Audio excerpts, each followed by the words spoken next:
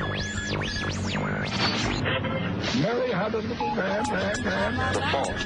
We believe that all men are created equal. To the magnificent mosaic that is America. From radio beacon to radio beacon. I have a dream today. Change has come to America. Believe me. Help is on the way. Knock, knock. Who's there? It's a figment of your imagination. Randi Rhodes Show. Turn up your mind. Hi, everybody. It's Fascism Free Friday here at the Randi Rhodes Show, and we're glad to have you. We also have a very special announcement. Today is a double match day, so keep it rolling. Keep it going. Donate now. Call 877-378-8669 and speak to somebody in Denver, Colorado about how your $100 will become $300. And here's how it works in a nutshell, okay? You say $100. We have two frontline funders that will also say $100 and turn your $100 into a matched $100 into a double matched $100, equaling a donation of $300. So thank you very much for doing that right now. Visit us at freespeech.org if that's easier for you, or text to 44321, the letters FSTV, and you can get double matched that way too. So please and thank you. It's D-Day +1, everybody. So, yeah, I mean, you can't run. I have to say D-Day +1 because if I ran through the alphabet too quickly, we would never end up in Berlin. You know what I'm saying? It was like a long time before when this happened, you know. But here's the battle that they're remembering today, which is an interesting one because I don't think a lot of people know about this one. This one is called the Pointe du Hoc. I don't speak French, as you know. You know, un poquito español, más o menos. But no French, like zero, like nothing. Like I don't even know how to say je m'appelle Randi correctly. I mean, people will retch. They will recoil in horror if I should try to speak French. Even the word croissant comes out really badly from my face, so I don't do it. But Pointe du Hoc, it was a small group of guys. It was 225 men, okay, and they were Army Rangers. Is what they were. And they were on a mission, and their mission was to destroy a German gun battery. Like, I'm going to play you Biden's speech right now, just so you can see the scenery. I mean, the words are, inspirational as well, obviously. But I want you to see the scenery because these men who were part of this this 2nd Ranger Battalion, and like I said, there were very few of them. It was 225. It was a brand new thing. It was Omar Bradley was the general that commanded them. And they had to literally, and Omar Bradley had said that this was one of the scariest and worst missions he ever gave soldiers to accomplish. They had to scale up on, rope ladders. Have you ever been like in a gym where they have a rope ladder? Now, I failed rope ladder. I was in the Air Force, and there's a thing called the confidence course, and part of the confidence course is the hand-over-hand ladder, you know, that one that's above, right, for upper body strength, and then there's a rope ladder, which also requires a lot of upper body strength and coordination. Just can't do it. I just couldn't do it, couldn't make it. I would never have been an Army Ranger, wouldn't have been qualified, couldn't have passed Omar Bradley's test. But these guys had to climb up a rope ladder on the side of a cliff at this place, Pointe du Hoc. They were dropped off on Omaha Beach, okay? And I heard from so many people my age who had fathers who were in this D-Day. I mean, it was a massive effort. And a lot of you told me the same thing, so I know it must be true for you, that their dads were not dropped off on the beach. They were dropped off so far offshore, and they were in full combat gear. And so they sunk to the bottom. They just literally sunk like rocks to the bottom, and they had to strip off all their gear. And then, the water was like up to their chins, and they had to try and walk on the beach. So that's exhausting. And then the guys from this Ranger unit who also landed that way had to then make their way to this point. And this point had to be scaled with rope ladders. They had to get to the top of this cliff because at the top of the cliff was a German battery of 6, I think they were, big guns, 155 millimeter guns that could fire 10 miles away, right? and it was creating like a lot of death. And so these guys were sent to take down these guns. They got to the top of this point, and they couldn't find the freaking guns. And for a really long time, there's been contretemps. There's been controversy about this particular mission. Some say it failed. They never found the guns. But now we know because men sat down and gave interviews like during the 50th anniversary of D-Day.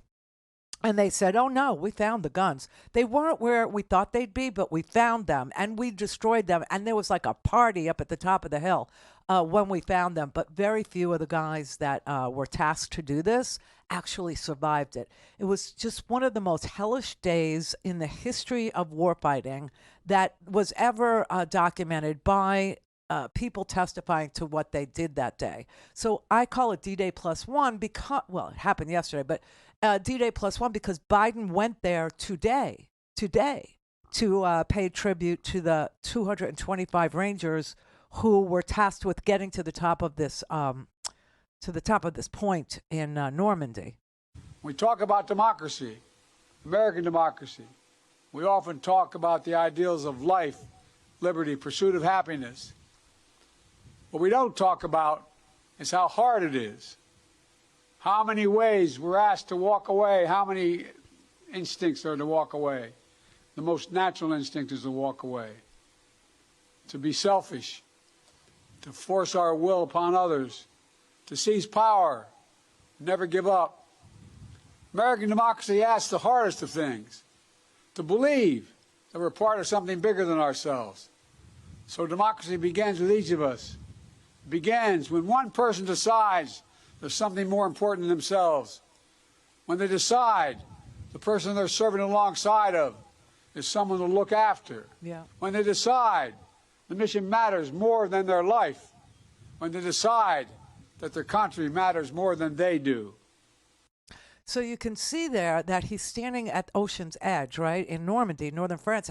But when they cut away and they showed the monument that's been built on the edge of the cliff there where the wreaths were laid, that's the top of a cliff, okay? It's a straight down cliff that these men had to climb up in order to get to that, level area. And back in the level area were these guns that a German artillery regiment had placed there.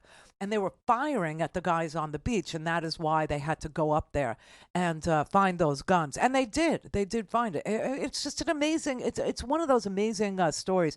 I mean, some people know about D-Day, and some people know about the Battle of the Bulge, which was brutal because it was freaking freezing.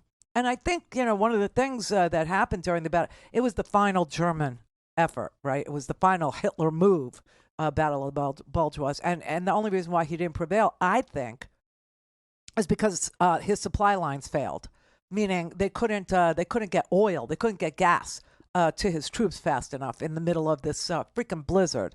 And a lot of our dads actually reported back with frostbite. A lot of our dads were blown out of houses and blown out of their tanks and, got frostbite in the snow. I heard so many stories from so many of you, memorializing your dad's service. I saw photos of, young men in their military uniforms. They were like maybe 19 in these photos.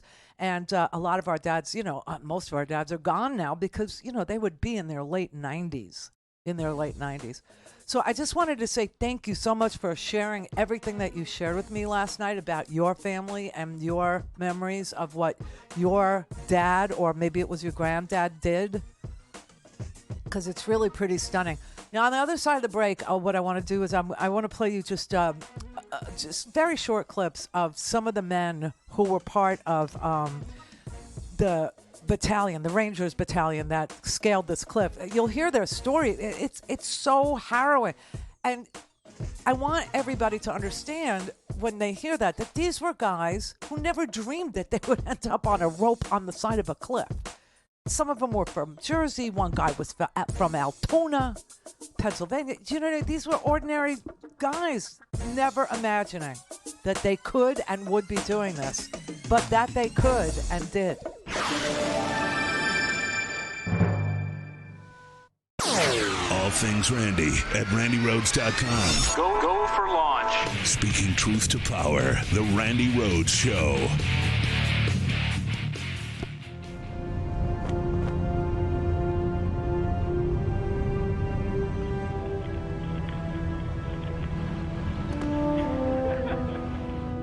I got in the boat.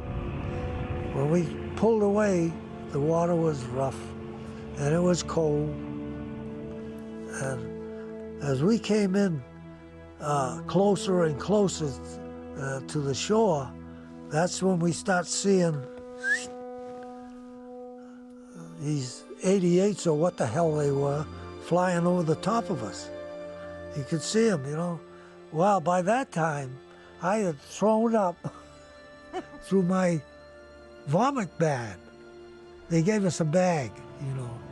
And my job was to hook the grappling hook on the rockets to fire the rope up the cliff. When they told us to load up, you know the last thing I said to myself? I didn't say it to myself, I said it to the guy upstairs. I said, "Dear God, don't let me drown. I want to get in and do what I'm supposed to do." I'm starting to break down. Thank you. That's all you can say. I mean, honest to God, these are ordinary dudes, right? These are ordinary guys. They're seasick beyond belief, okay? They're throwing up in their vomit bags. This is 4 o'clock in the morning, okay? They had gone to sleep, you know, and then woken up at 4 o'clock. Come on, let's go, let's go.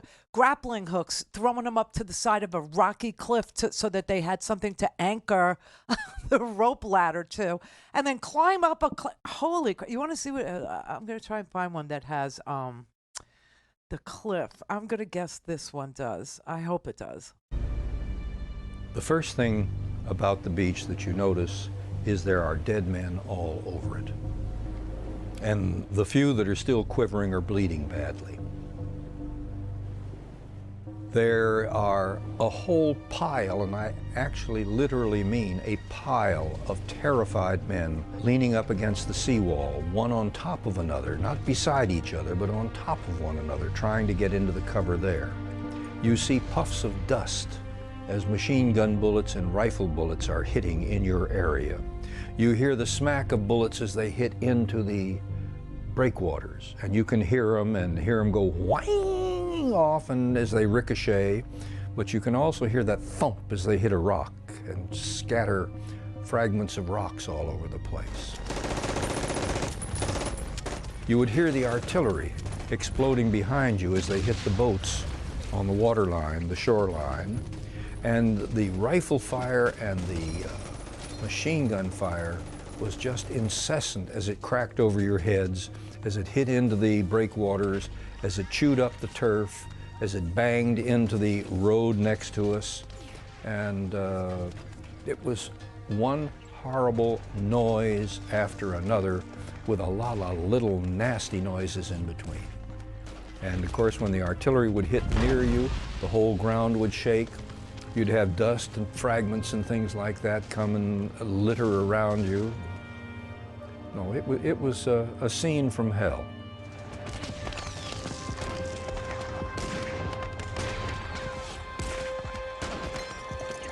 That was just landing on the beach.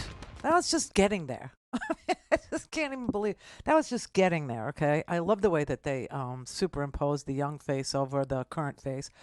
This I'm guessing was like the 50th anniversary because most of these guys are not with us anymore.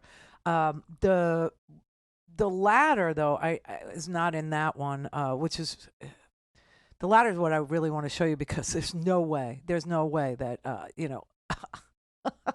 And they did it all. They did everything. I mean, it's like the stories are amazing. I've been reading a lot of the stories. I read a story yesterday about one of the paratroopers. He was the first one out of the airplane, okay?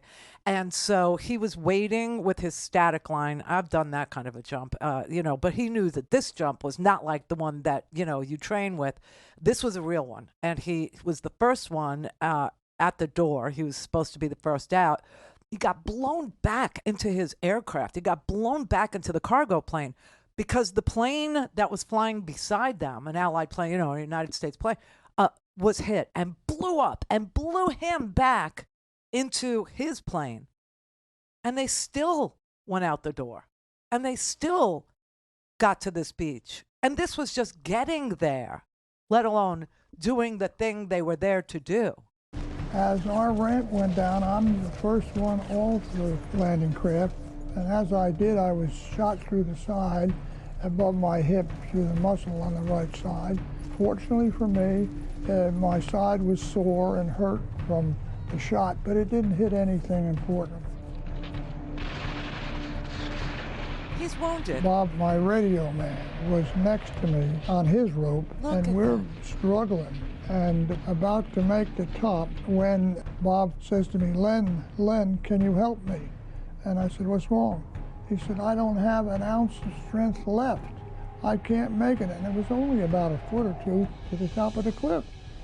And I said, Bob, now that you mention it, I don't think I have an ounce of strength left either to make it, but you gotta hold on. I happened to see Leonard Rubin. He was a very husky fella, and I yelled to him, Rube, get over there.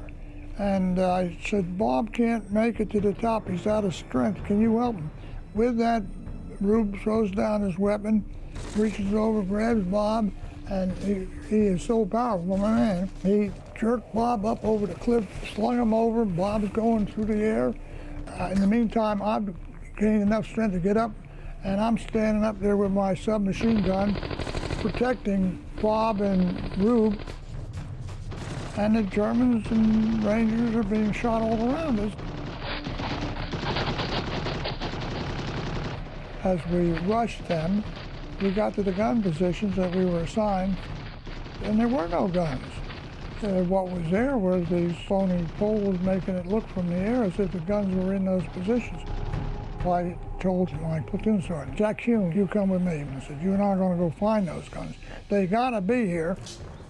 Down this one sunken road, and we saw what looked to be wagon wheel tracks. We came to a hedge road. I had to look over and into an apple orchard, a sunken apple orchard. And there, lo and behold, are the guns of Pointe du Hoc.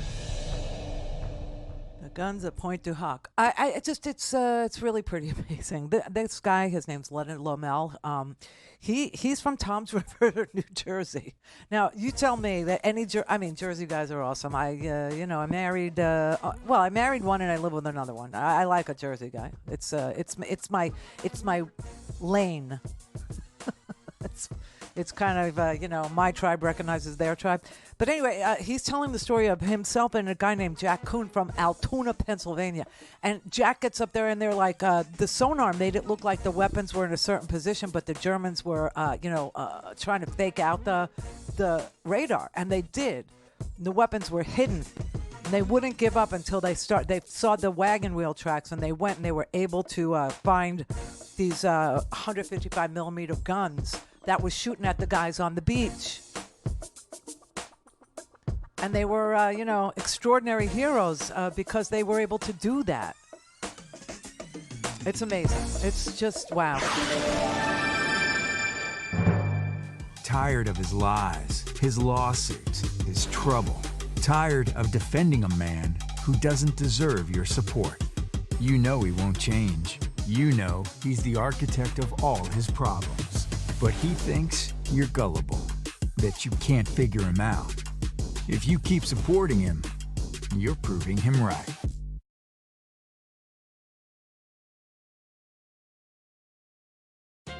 Remember the swamp drainer?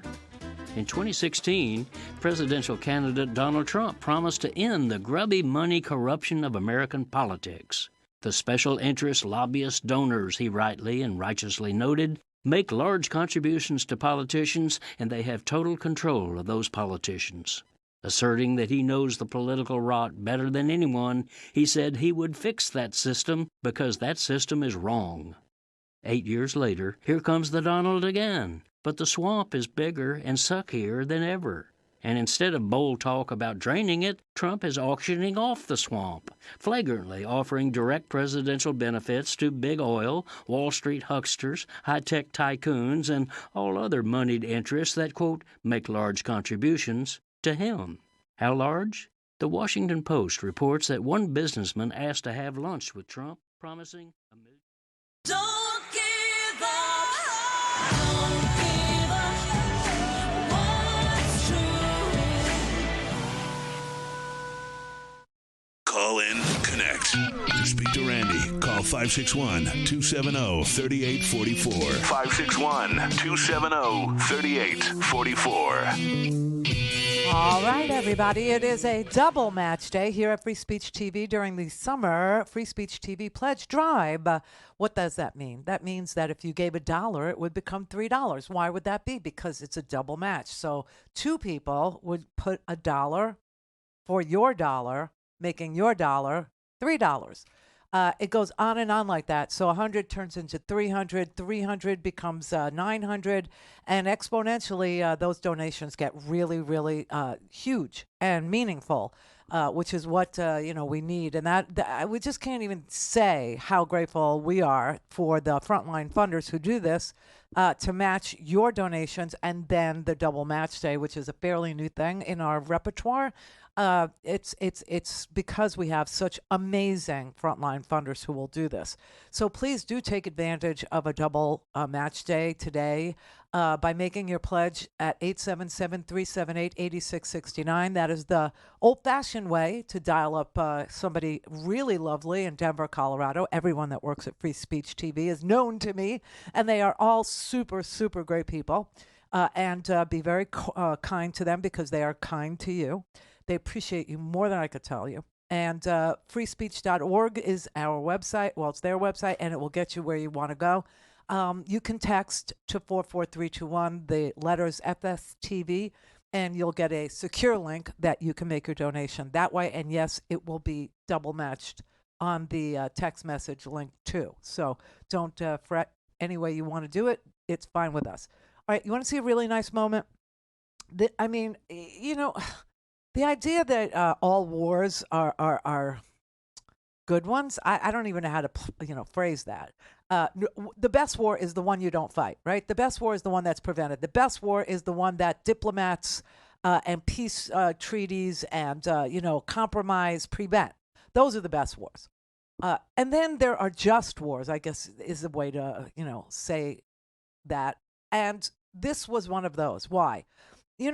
Europe was being invaded by a madman who was conquering country after country after country and killing and putting people in camps and making people, work in these labor camps until they died, not, feeding them, tattooing them, stealing all their goods, stealing all their belongings, stealing all their art, literally down to the gold in their teeth. This was vile stuff, okay? World War II was one of the most lunatic, hate-filled festivals of debauchery that I've ever heard about in my life. And I've seen some stuff, right? I mean, we grew up, if you're my age, you or even a little older, you grew up in Vietnam. I grew up with it on the TV, but I didn't really understand, who was right, who was wrong, which side was I on. All I knew was that, young guys were being drafted. World War II, it was people were volunteering. They were showing up from all over the country. Especially after Pearl Harbor, which had nothing to do with saving Europe, right? So America was told we could stay out of the war. We could stay out of the war for a really long time, and that's why it got as far as it got, and it got pretty damn far. And then, after we were attacked, Pearl Harbor, this is a day that will live in infamy thing. That's when, we actually decided we were at war with Germany too, and so. This whole effort to save Europe began to unfold. This whole effort to save, the United States homeland, the mainland, it all started then. And the amount of service, sacrifice, money, time, effort, building, destroying, breaking, fighting, freezing, dying, being wounded, coming back, it's just, never the same, okay? Never the same. Post-traumatic stress disorder didn't even have a name. I think we called it, like, after World War I, I think we called it shell shock. Nobody knew what any of this was doing to people, was doing to people who were in the line of fire, who were in the war. Until after, way after Vietnam, that's when we started to understand what war does to a human being, what it does to a person. Because, you go in there and you're just an ordinary Joe. You're just an average person. And nobody thinks they can do it. Nobody does. And then you find out that you're really doing it for the guy next to you. And that's what motivates you to do it, is you're worried about the guy next to you, or you understand that the guy next to you, the girl next to you in my case, is, a little weak, and she can get everybody killed because she can't make it up the side of the cliff because she needs some help. She needs a husky girl to come in and and that I would be the girl who couldn't make it up the cliff. I would be the one. And I've done it for other girls. I mean, I remember, her name was Pina. She couldn't run. She just couldn't run. And I used to have to drag her around because if she couldn't make the 5 miles, right, if she couldn't do it, everybody would get punished. Everybody. So, they incentivize you to care about each other, but you do care about each other. But we saved Europe is what we did, except for a tiny, except for a tiny sliver of East Germany and Russia.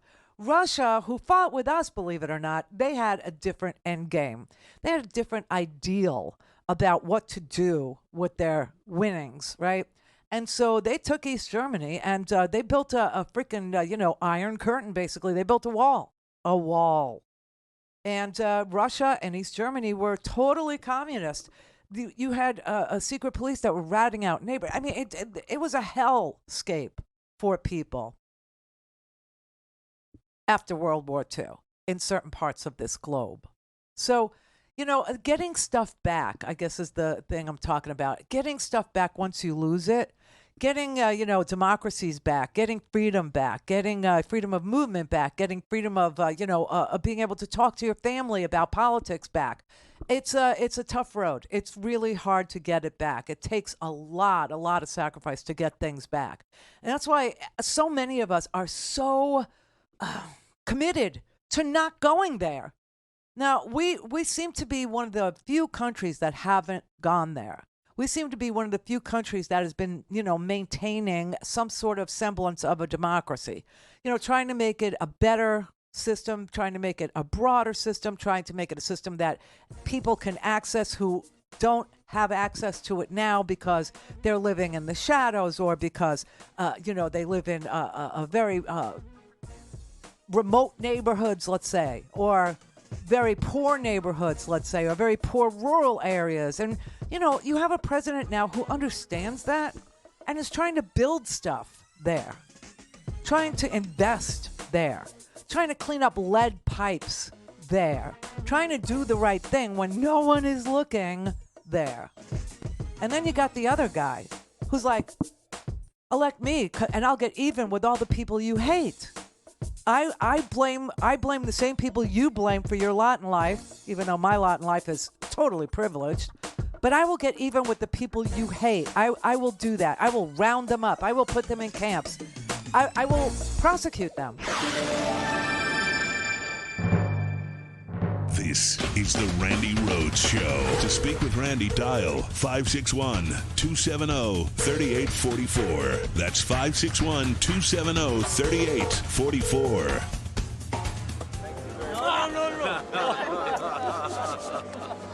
Oh, you're the savior of the people. Here's my eyes. Got a picture. Yeah, you want a picture? Not here. No, you are how we get Get my hair. Only one of you.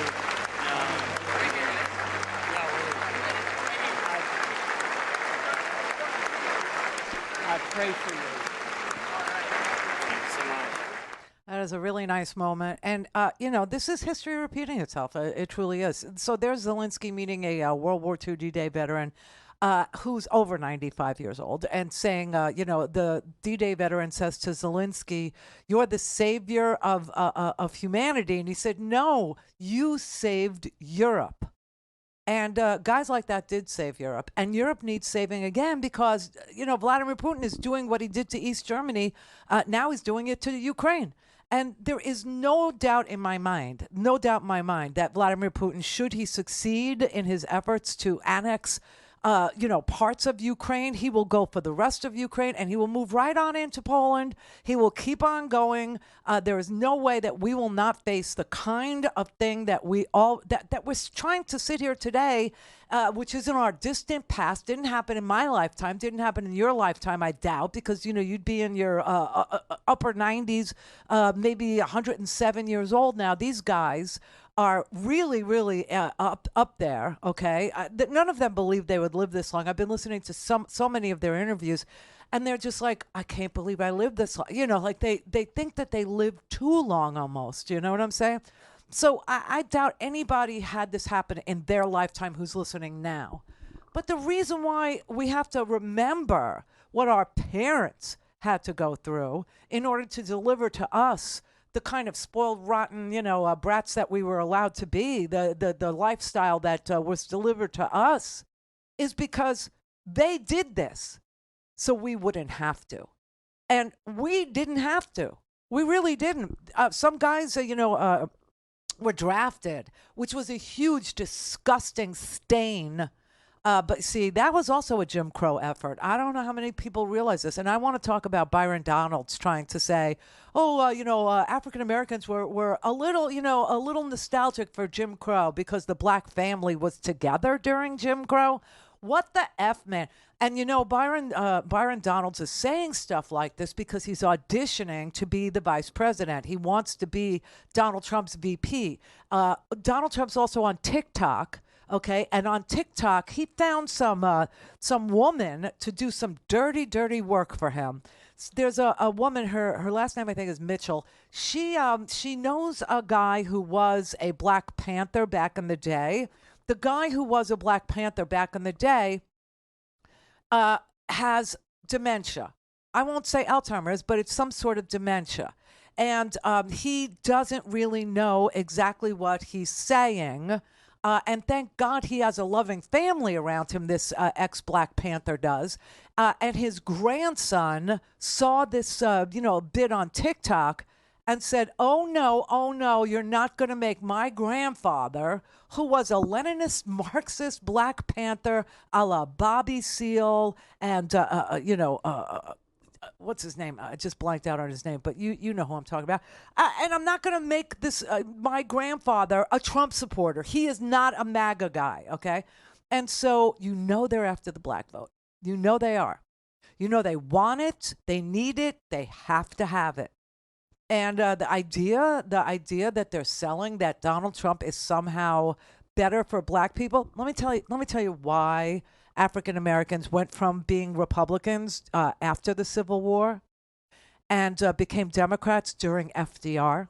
That's when the change happened, okay?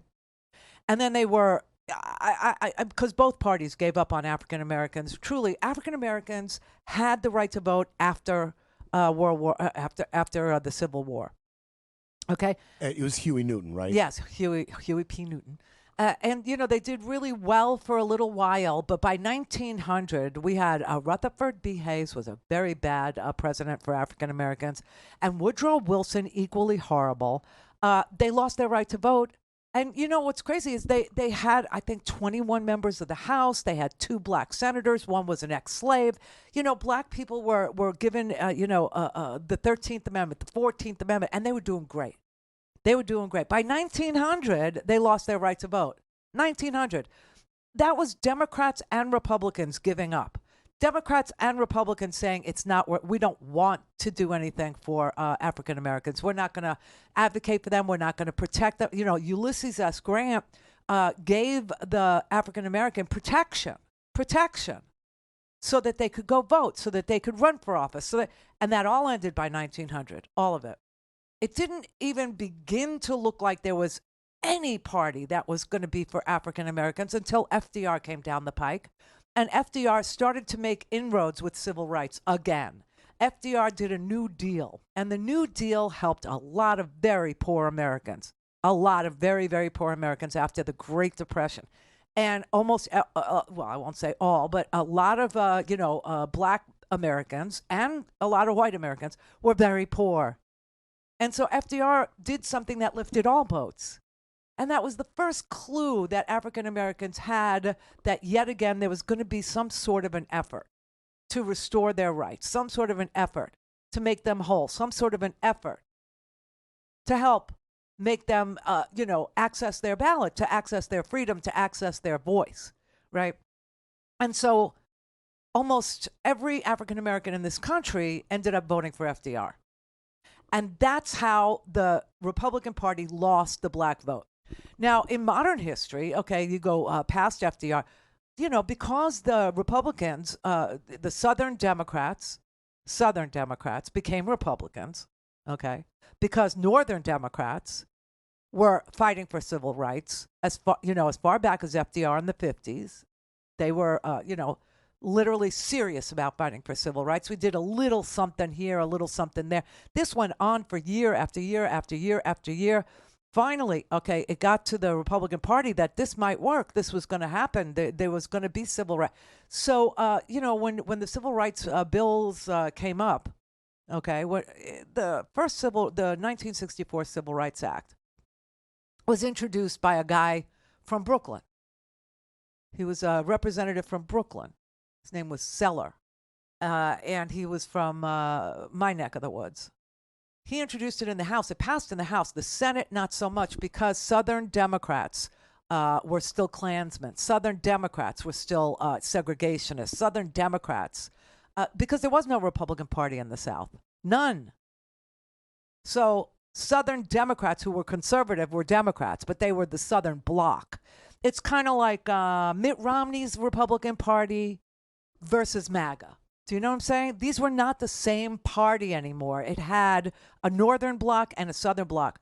When the Civil Rights Act came up for a vote, I think only, I want to say, I'll check it, but it's like 20-something Republicans voted for it.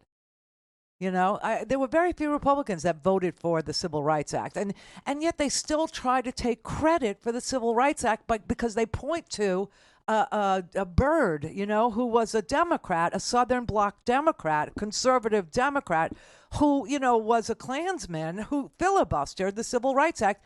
And they paint the entire Democratic Party with that. But even Byrd came around, okay? Even Byrd, saw the error of his ways. Okay, but the idea that the Civil Rights Act happened because of Republicans is a very sick idea. Well, fast forward now to the 70s with Richard Nixon. Southern strategy. What was the Southern strategy? The Southern strategy was just the same damn thing. It was about, hey, if we're going to have a draft, let's draft black people. Let's actually go into, the poorest neighborhoods and make it so impossible for people to avoid service that everybody that gets drafted is going to be a 19-year-old black kid. See, that was part of Jim Crow. The other part of Jim Crow was Ronald Reagan's war on drugs. Ronald Reagan's war on drugs. You remember about 10 years ago, there was a book called The New Jim Crow by Michelle Alexander, I believe. That book, it went such a long way to educating ordinary Americans about what was going on against African Americans and how long it had been going on against African Americans. But they skipped the whole part where African Americans went from being Republican because of the 13th and the 14th Amendment to being ignored, to losing their vote because of Republicans, and then not really caring about politics until FDR, and then FDR, the Democrat, did the New Deal and got just about every African-American vote in this country. And they want those votes back now. So they're going to bamboozle you into believing that, I don't know, things were better under Jim Crow?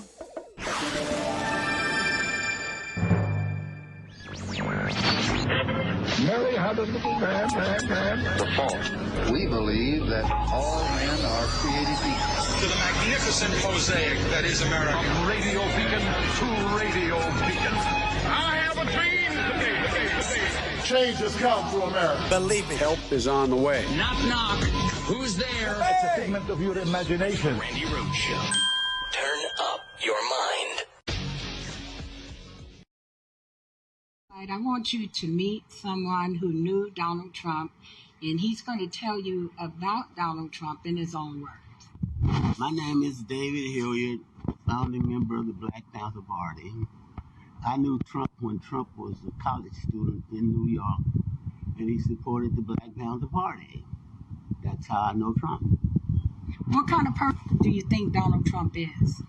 Trump is a person who's a decent man, and he supported the Black Panther Party. That's what I just mentioned to you. He was someone who gave us money, and Trump was a decent guy. Mm-hmm. Trump? Yes. Trump's a friend of African Americans, and I knew Trump from the 1960s in New York, where he comes from, and he's a friend to African Americans. Oh, and now when you say a friend to African American, what do you mean by friend? I mean he's not a racist. He's not a racist, fascist white man. He supported black people.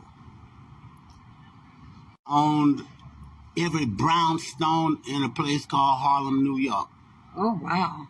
Okay. Now, do you remember the time that Trump supported Jesse Jackson? No, but I remember when he supported the Black Panther Party. Wow. That's incredible.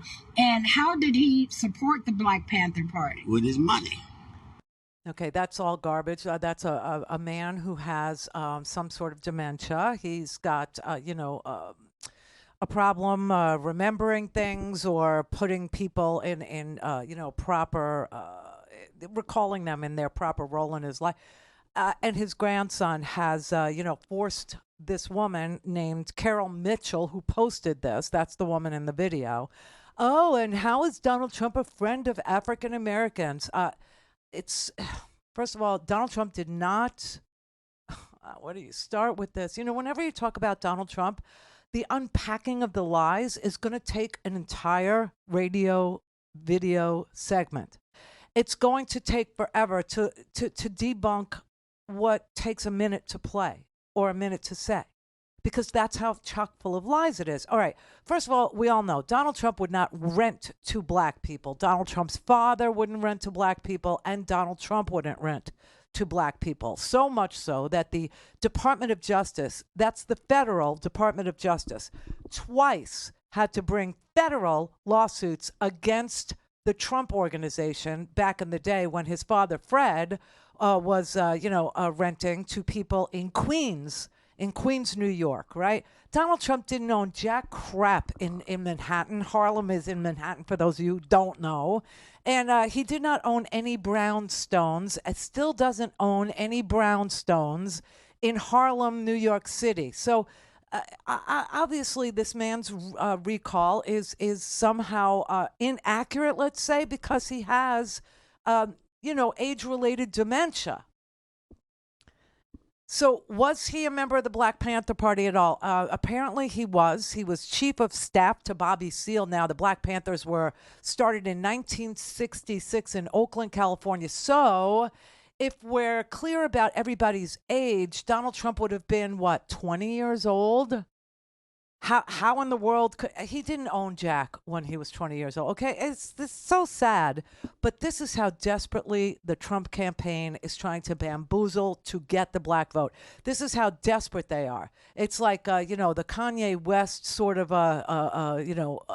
ploy, sort of a dangle, and then the lying is just wow. It's pretty endless. So Byron Donalds started the preying upon, I don't know how else to put it.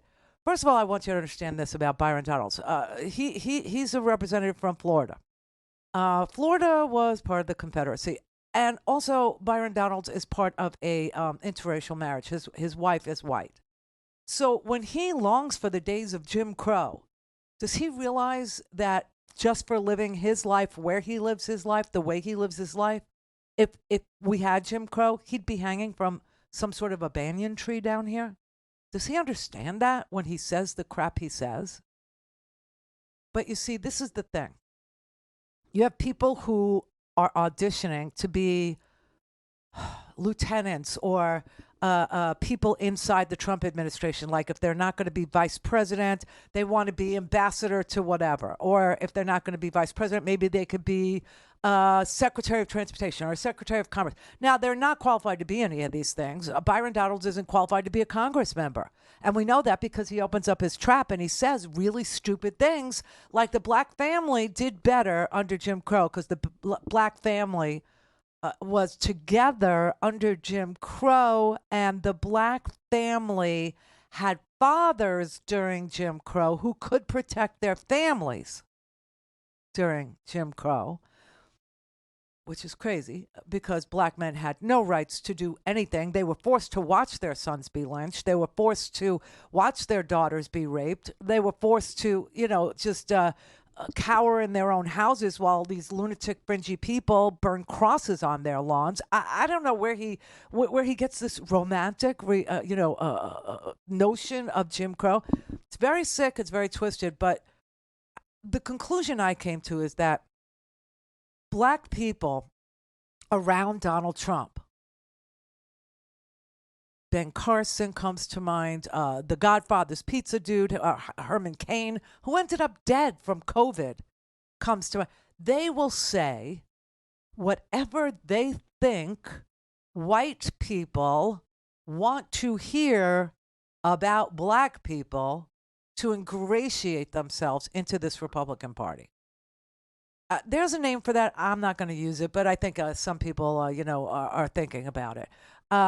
Byron Donalds literally waxed poetic and in a romantic setting. He was at a cigar bar. They were drinking whiskeys and smoking cigars when he was reminiscing about his absentee dad, right? His dad was not part of his life. He was raised by his mother, but he met his dad, I guess, somewhere along the line, and he was telling these people that he was able to tell his dad, I wasn't there. I don't know what happened that made you leave me because I wasn't there. Whatever it is, doesn't matter. You're my dad. I love you. Oh, Byron, you are so big. You are so big. And he says, back during Jim Crow, like that wouldn't have happened. This is what he's alleging here. I grew up with my mom. My dad and my mom, things didn't work out. As an adult, I look at my father and I say, bro, I don't know what happened, but you my father and I love you. Wow. I don't know what happened. I wasn't there. Wow. But I'm going to tell you this. Growing up, the one thing I knew I wanted to do, and this is not about my father, this is about what I wanted to do, is I wanted to be a father to myself. Wow. And so one of the things that's actually happening in our culture, which you're now starting to see in our politics, is the reinvigoration of black families with younger black men and black women. And that is also helping to breed the revival of a black middle class in America. You see, during Jim Crow, the black family was together. That's right. During Jim Crow, more black people were not just conservative, because black people always have been conservative-minded, but more black people voted conservatively. Does he know that during Jim Crow, black people couldn't vote conservatively because they couldn't vote? This is a congressman. And he is now accusing Democrats of gaslighting, as if he didn't say what he just said there. Like we took that out of context. We showed you the context. He was sitting there drinking whiskey, smoking a cigar in a cigar bar, waxing poetic about his absentee dad and how that wouldn't have happened if it was Jim Crow era stuff, right? And how the black family was better off during Jim Crow. All things Randy at randyrhodes.com. Go for launch. Speaking truth to power, the Randi Rhodes Show. All right, let me show you the rest of it, and then we can unpack it. And so one of the things that's actually happening in our culture, which you're now starting to see in our politics, is the reinvigoration of black families with younger black men and black women. And that is also helping to breed the revival of a black middle class in America.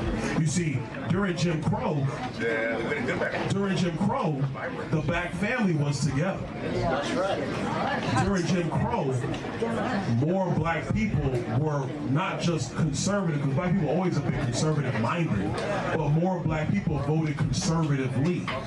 They couldn't H.E.W., Lyndon Johnson, and then you go down that road, and now we are where we are. What's happened in America the last 10 years, and I say it because it's my contemporaries, it's Wesley's contemporaries, you're starting to see more black people be married in homes, raising kids. It's when you home with your wife raising your kids, and then you look at the world, you're saying, now wait a minute, time out. This does not look right. How can I get something to my kids? It goes back to the conversation of generational wealth. Not just having a job, generational wealth. Okay. Let's unpack this. He starts with a premise, okay? His premise is going to be that, leave the Jim Crow out for just a brief moment, that there's a revival in black families. There's a revival in black marriage. There's a revival in black families staying together, owning homes, creating generational wealth. No. In fact, there's no revival in marriage in this country. I think if the Huxtables did more for the middle class hopes and dreams of African Americans than Byron Donalds will ever do. Okay, so no, it's not true. I actually looked at the census. Okay, the United States Census, and in 1970, 35% of African Americans were never married. Okay. In 2020, which is the last year we have a census for, 51% of African Americans were never married. There is no revival in wanting to get married in the black community or anywhere in the United States by any group of people, including the group known as Americans. So he starts with this false premise and then garbage in, garbage out. But the garbage that came out was so garbagey because it actually was elevating a white system of absolute repression. Literally no right to vote, literally no freedom of movement, literally no choice in what toilet you used or a drinking fountain that you used or a store that you could go in or a lunch counter that you could sit at, and says that was a better thing, that was a better deal for African Americans because the family was together. I don't know what the hell he's smoking, drinking, snorting, shooting, but I will tell you, he is willing to say what white people of a certain ilk, of a certain party affiliation, want black people to tell them. And that is, thank you for repressing us. You did us a favor by putting your boot on our throats. You did us a favor. You saved the black family by preventing us from being free to move, from being free to decide what's right for ourselves. You forced us into a family situation, which that's not true either. But like I said, the most garbagey thing came out of his mouth because he started with a garbagey premise, a false premise, a lie. I don't know what scares me more, that he would say absolutely anything to appeal to Trump and his voters, or that he actually believes any of this. Well, you look at this Carol Martin lady who posted this horrible insulting video to the memory of who this Black Panther was. And thank God he had a grandson who loved him and said, there is no way you're going to use my grandpa, you're going to use my grandpa David as a MAGA spokesperson. It's not going to happen. But they're literally trolling so hard for votes right now that it makes you wonder, do they really think that there's a path to victory? Do they really think that they're going to win? Do they really think that they're going to prevail? I mean, the idea that, he hasn't added any new voters. He hasn't. In fact, if anything, he's lost independents, who do pick the president, as you know. But he's lost women with this, I'm very proud of Roe v. Wade. I'm very proud I took a right away from, women. I'm very proud of being a felon. I would do it again. I'm very proud of, the fact that I could delay these trials. I'm very good at being a criminal. And saying also, and don't forget, I hate the same people you do. And so this grievance I have, this trolling I do, I will do it for you. And I will do it in a big way. I will lock people up. I will prosecute people. I will persecute people. I will round up people. I will have camps. I will have mass deportations. I will do sweeps and raids, and I will use your local police to do it. I will immunize them, the police, and I will allow them to run roughshod over the same people that you want me to, that you don't like, until it's you, and then there'll be nobody left to speak for you. Right now, you do have me. Like if I saw somebody abusing you, even if you didn't vote the way I did, I would stop and call for help or stop and draw attention to what terrible thing has happened to you for no good reason. But that all ends if you pick him, right? And I don't think he's added one more voter to the base, right? Which is in Arabic, Al-Qaeda. Just saying. I don't think he has. And I don't think the idea that he would give Ukraine to Vladimir Putin and let him run through Europe and repeat the 1930s, the 1940s. Like I said yesterday, the time to stop Hitler would have been the 20s and the 30s. What year is it? It's the 20s. Yeah, it is. Now's the time to stop the rampaging. Now's the time to stop the removal of people's rights. Now's the time to stop people who think it was a good deal to actually prevent people from mingling, even though Byron Donalds is married to a white woman. And I hope he has a happy marriage. I really do. But during Jim Crow, you couldn't be married to the woman you're married to in Florida, that's for sure. You'd be lynched. I mean, you had kids who were lynched, 14-year-olds, 13-year-olds, little boys that were lynched in front of their own freaking families for writing a letter to a white teacher or whistling at a white woman in a store, which we don't even know if it happened. We have people who were lynched just because it made other people feel good, even though that wasn't the person that did the bad thing. It didn't matter. They still lynched a person just so the community could feel better. People would go to the lynchings like it was entertainment. This is what Trump would do because Trump wants to entertain. That's all he cares about. Pacifying people as he does whatever he does to enrich himself to profit. You know that's what this is about, right? Staying out of jail and profiting.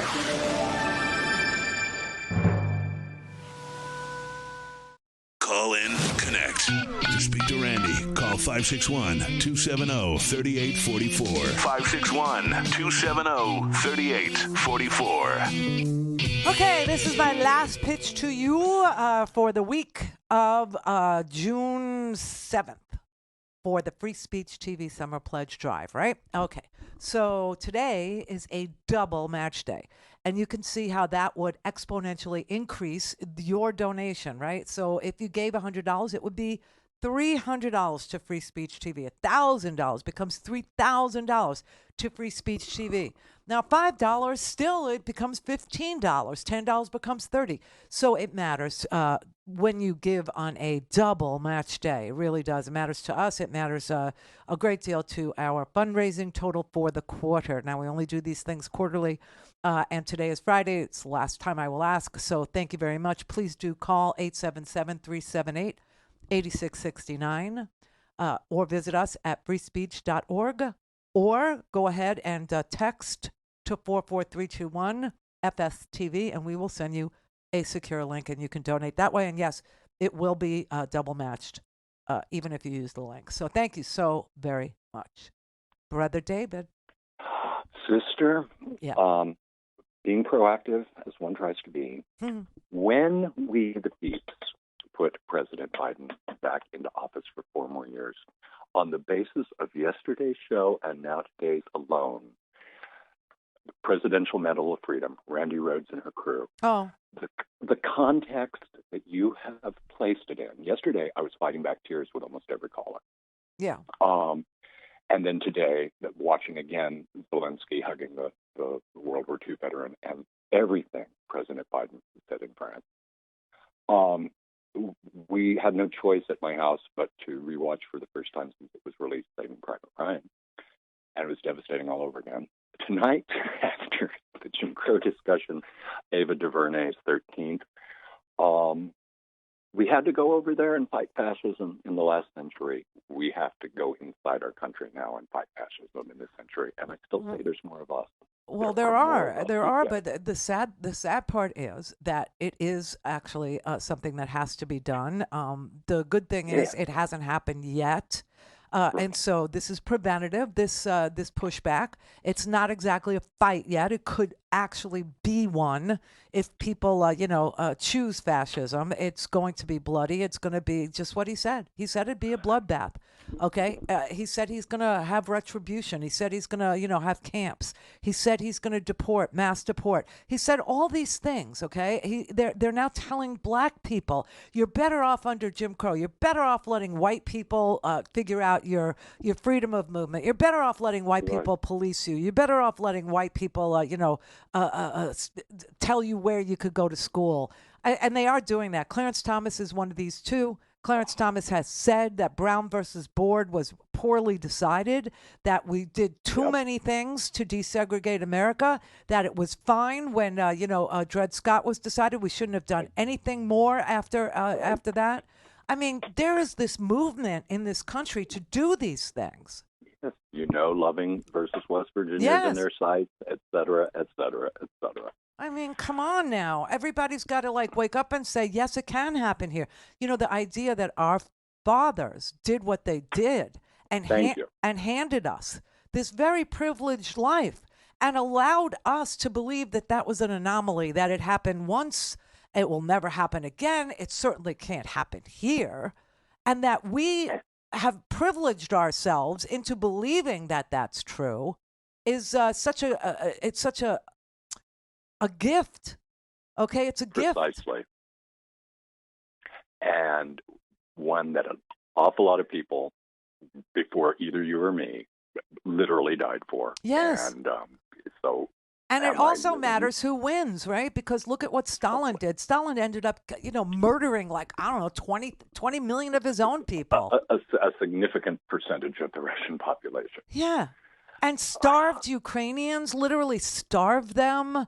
I mean, these are disgusting human beings. So you can't allow, people like that to win. You just can't. No, we can't. And we have to call it for what it is when it rears its head. My money's still on this, sister. I believe that we will prevail. But I just want everybody to understand that the only way, because it does come down to 10,000 votes in Wisconsin or 11,000 votes in Michigan. It does, right? And so we have to be the 10,000 votes. We have to be the 11,000 votes. And no one knows who those 10,000 people are, so be one of them. Exactly. I love you always. I love you more. Gorgeous girdles for everyone. And not just a few. Mwah. All right. Another thing you could do, if you really want to, see what it, it's a long slog, okay? The idea that Donald Trump's been at this for almost a decade now. Do you know that we've been living with his lying, cheating, racist, disgusting caravan theory for almost 10 years now? Do you understand that? Well, I hope you do, because this kind of fascism, this kind of creeping crud, it doesn't happen overnight. It didn't happen overnight over there either. It took a decade. It took a guy being in jail and then being released from jail. Okay? It's repeating itself. I mean, history is literally staring you in the face. And people just don't want to accept it because it's really brutal. It's really ugly. But I told everybody yesterday because Ruth Ben-Ghiat had just completed another project, and she's the person who stands on the wall and watches out for fascism. Timothy Snyder, who's should have brought it up with Brother David, because Brother David has committed to memory. This little. It seems like, get up here. It seems like a little nothing, because it's a little pamphlet, but there's more wisdom in this little pamphlet by the guess he's a philosophy what is he, a philosophy teacher at Yale? Timothy Snyder wrote on tyranny and everything that you would need to see happen to know that we're going slouching towards, Gomorrah. It's all in here, and you could check it off like it was a checklist. I mean, it's pretty shocking. And Ruth Ben-Ghiat is another one who actually stands on the wall and watches out for all these signs and signals. And she's just completed a project that was released on Netflix this week that you can watch called Evil on Trial. It's a series. I don't know how many episodes there are. I'm going to say 10, something like that. Do you know? It's something like that, and they're long. They're long episodes. It's a commitment, but it is well worth it. I've started through 4 episodes right now, and I just am craving to get back to it. Since yesterday, you watched 4 episodes. I got up at 7 a.m. this morning, and I watched it all the way till I got in the car to go to work to you. Okay. That's scary. That's right. It was that good. It is a unique look at his rise to power in a way that not any World War II documentaries I've ever watched has done. Yeah, and that's what I want everybody to see, because the incremental steps towards this, him being jailed, okay, him being banned, and then being unbanned by the elite, the money, the Thyssens, and the German industry, titans of industry, even the winery owners, okay, that they all lined up behind him, thinking that they were going to be part of the Reich, or they were going to be able to enrich themselves. It was always a profit motive. It was always about profit, because it always is. Fatality. This is the Randi Rhodes Show. To speak with Randi, dial 561-270-3844. That's 561-270-3844. It's come to my attention that a so-called leader has made the factually inaccurate statement that black folks were better off during Jim Crow. That's an outlandish, outrageous, and out-of-pocket observation. We were not better off when a young boy named Emmett Till could be brutally murdered without consequence because of Jim Crow. We were not better off when black women could be sexually assaulted without consequence because of Jim Crow. We were not better off when people could be systematically lynched without consequence because of Jim Crow. We were not better off when children could be denied a high-quality education without consequence because of Jim Crow. We were not better off when people could be denied the right to vote without consequence because of Jim Crow. How dare you make such an ignorant observation? You better check yourself before you wreck yourself. But that's the whole point. The whole game here, just so you know, is not to be able to vote. That's what the war on drugs was about, okay? That's what Ronald Reagan's war on drugs was all about. It was about not being able to vote. It was about getting into the prison system early, real early, and labeling people felons for the rest of their lives based on small amounts of drugs that we now, literally can buy on at the corner dispensary with a medical marijuana license in some states, and in some states just recreationally, okay? But it was doing that so that those people couldn't vote. It's always been about suppressing the vote. It's always been about taking people's vote away. That's why both parties gave up on African Americans, because after Reconstruction was ended, it was ended in 1877. Reconstruction lasted for all of maybe 15 years or something, 12 years, a little teeny. And in those 12 years, you got 21 members of the House of Representatives who were African American. You got 2 black senators who one was a former slave. Black people did great, under Democratic, rule. They did fabulously well. Soon as the Republicans got scared of that, there was no Republican Party in the South. There was none. It was all Democrats in the South. As the Republicans freed the slaves, the entire South was Democratic. Do you know what I'm saying? And so the Southern Bloc liked it this way. The Southern Listen, I suggest everybody, just learn how they're trolling for black votes. Just learn that the enemy is coming for you, and they're going to try and convince you through, I don't know, some Stockholm Syndrome technique that the repressor is your best friend, that the guy who wouldn't rent to black people is the champion of black people,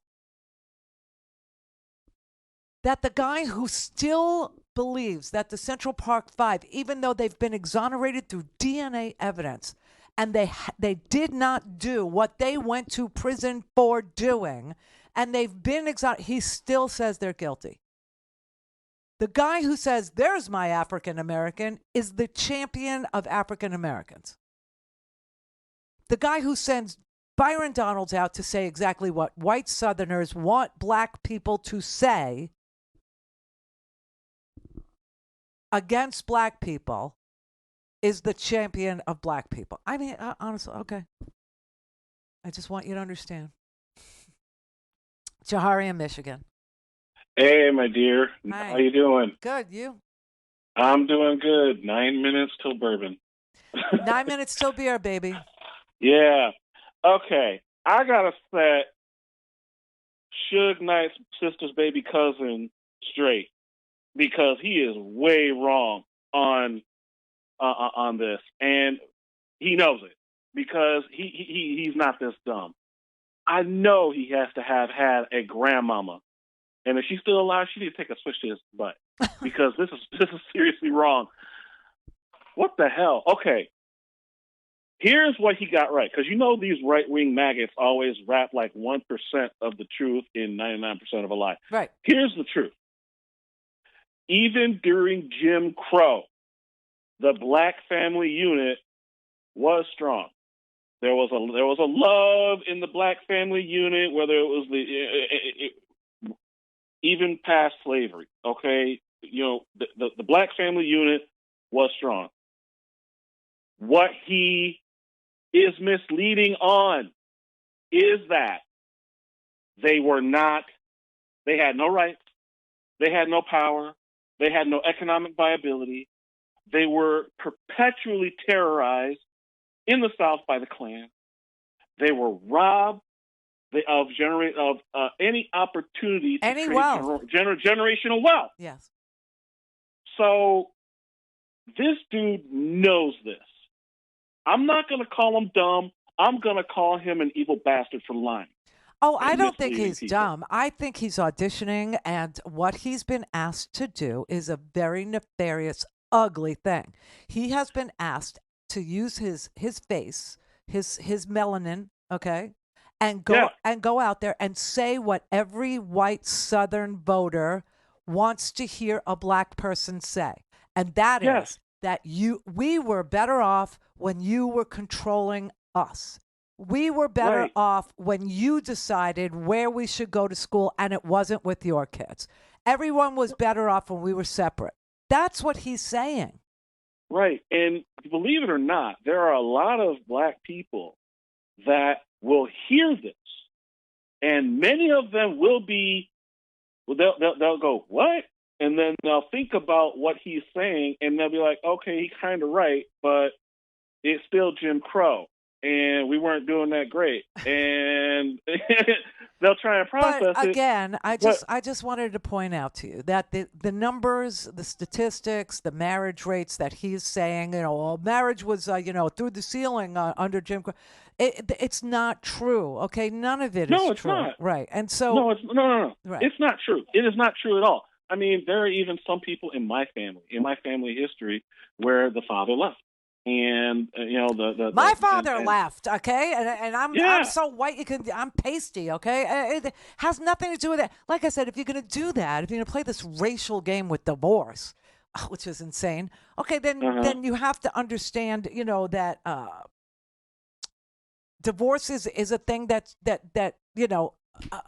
affected everyone in this country, broke up a lot of families in this country.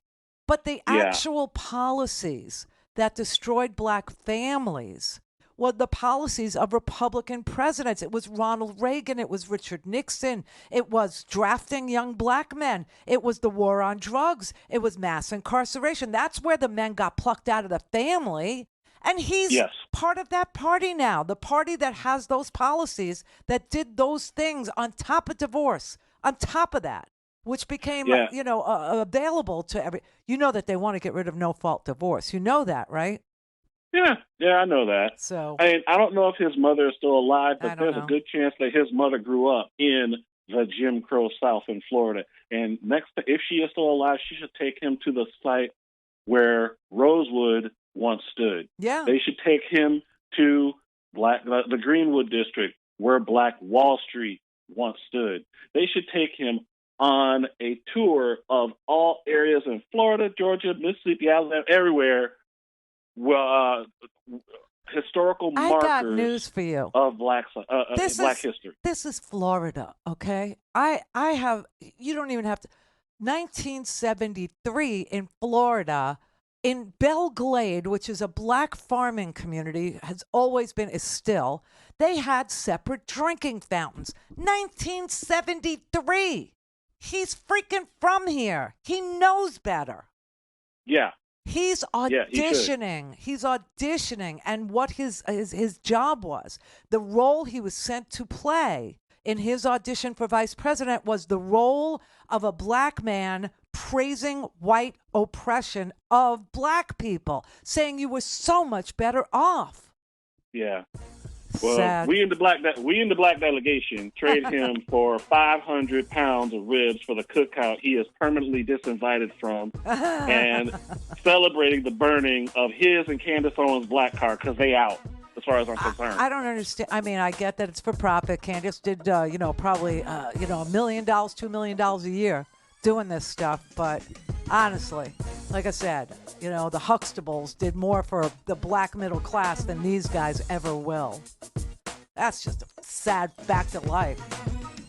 But he's now saying, I didn't mean it that way, or I didn't say it that way, or you're making me say it that way. No, I just played you what was on your Twitter feed from you, what you wanted everyone to hear in full. That's what you said. That's what you did.